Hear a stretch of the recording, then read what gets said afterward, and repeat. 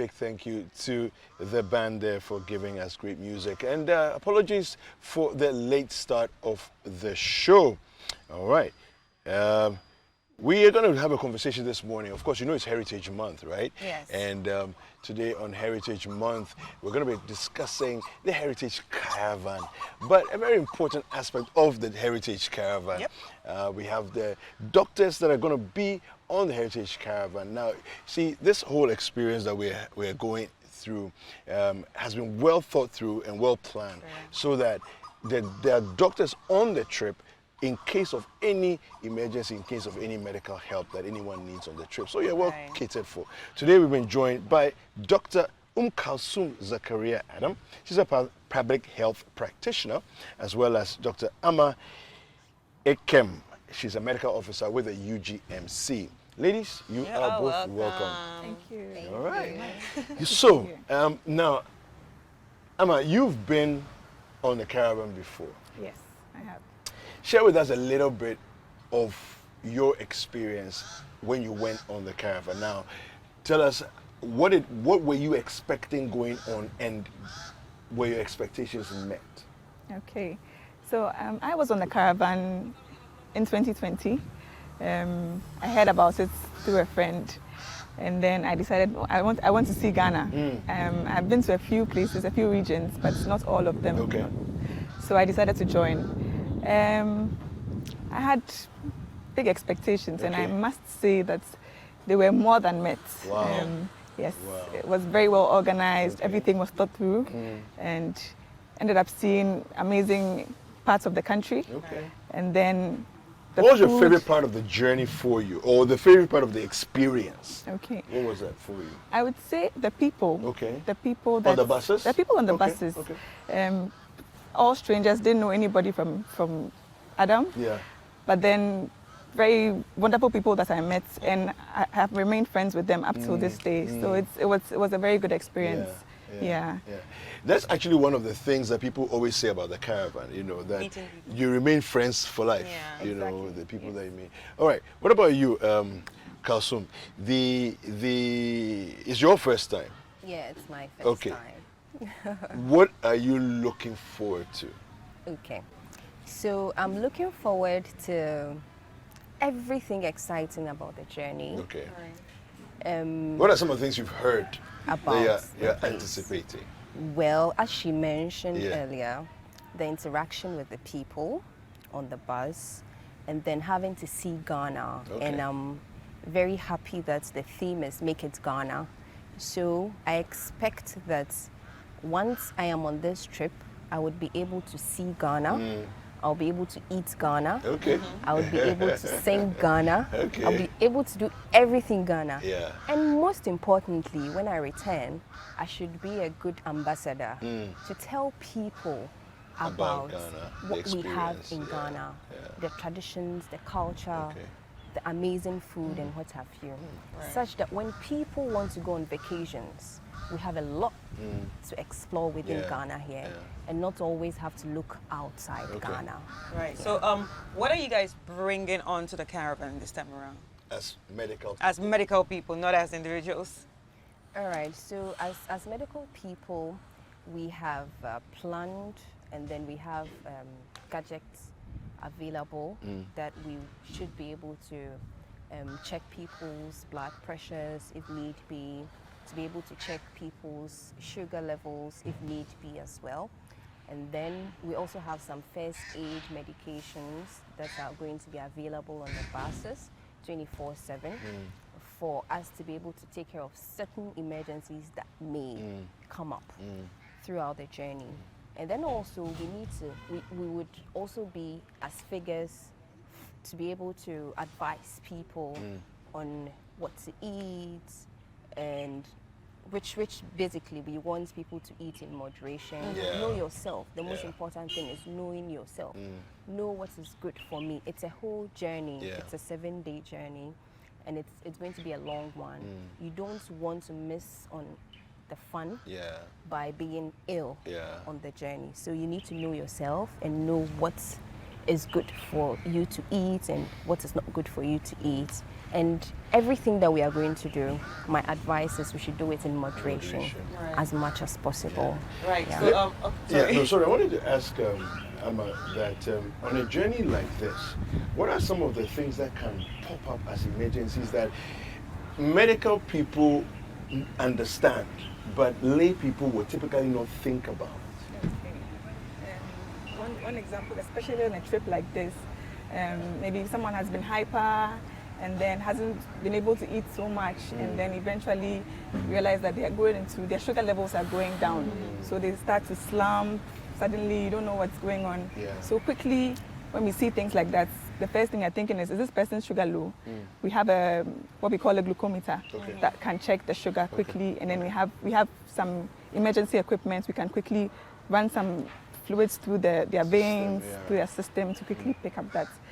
Also dehydration. This is a trip, our weather is a bit dry, so this is a trip where we need to be very, very well hydrated. So there are people who might end up being very dehydrated. So we also have our fluids on standby, but we also encourage everybody to keep drinking water as much as you can. So things like that. There might be other people who are coming with, some people have medical conditions that they're coming with, some high blood pressure, for example. So we also have a something to check your BP. Sphygmonometer. Sphygmomanometer, yes, correct. Yes.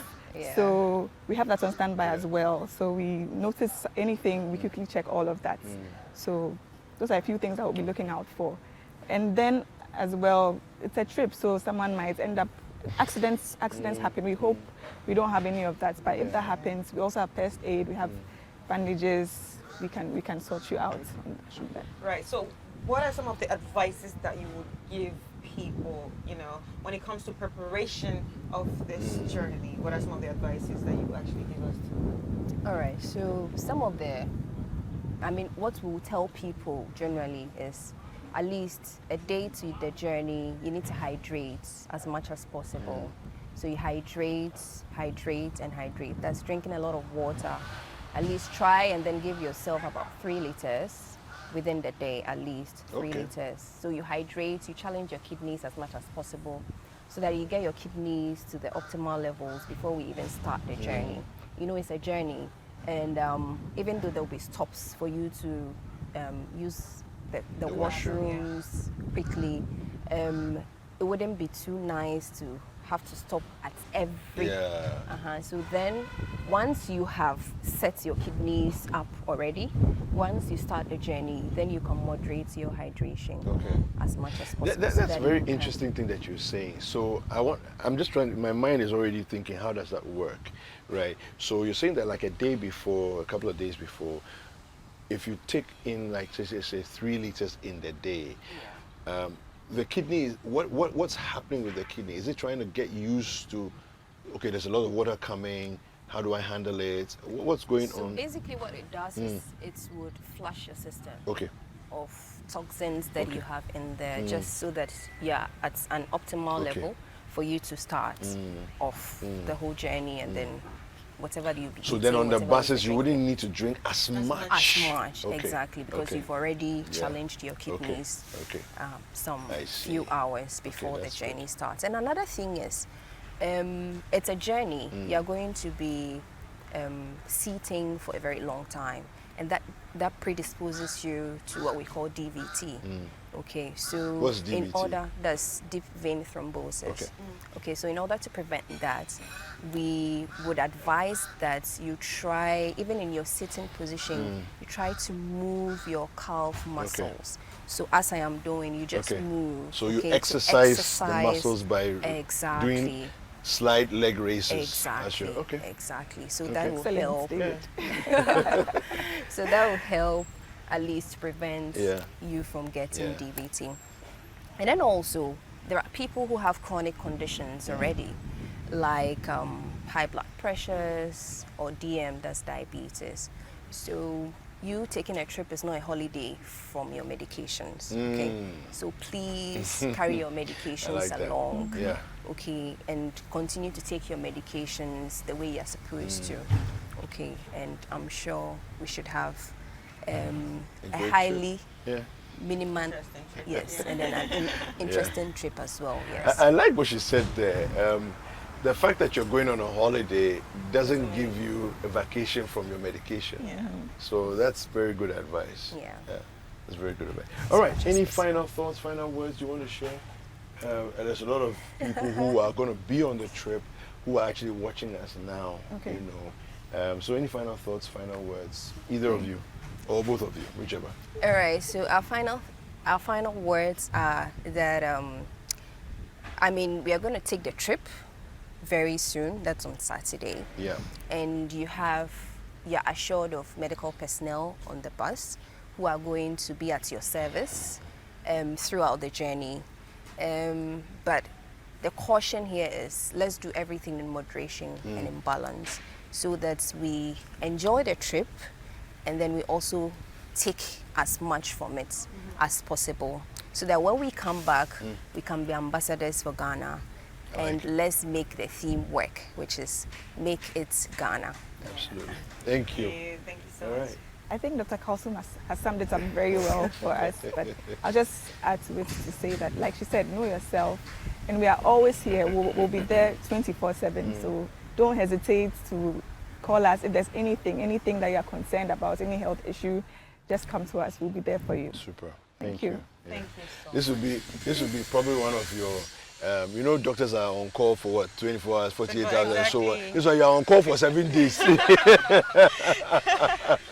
All right, thank you very much so to you, much. Thank you Umka. for So joining thank us you on very the much, show. Emma, for joining us this morning. I want to say a big thank you to our sponsors for the Heritage Caravan, to the Ghana Tourism Authority for partnering, first of all, and then, of course, to Hollard Ghana, to the European Union, to Ebony Condoms, to Malta Guinness, to Goyle Company Limited, to the National Lotteries Authority, and to Voltic Mineral Water, as well as Colgate Natural Extracts for making this a reality. And of course, the set that we have here, candles by Cap Kane, or candles by Exa Ventures, and then also the set here by Cap Kane Enterprise. Thank you very much for making this beautiful set for us. All right.